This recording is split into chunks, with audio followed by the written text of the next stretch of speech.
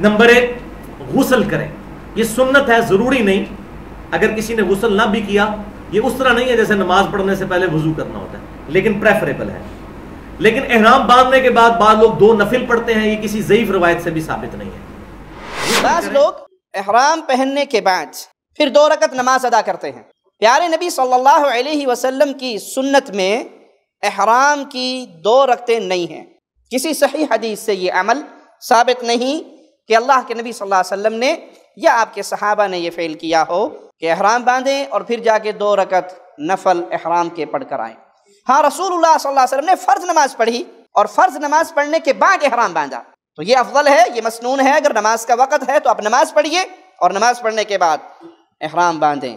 اور اگر نماز کا وقت نہیں ہے تو احرام باندھنے کے بعد اس کی خاص 2 رکعتیں اکثریت پڑھنے کے لیے جاتی ہے، جو پیارے نبی صلی اللہ علیہ وسلم کی سنت سے ثابت نہیں ہے.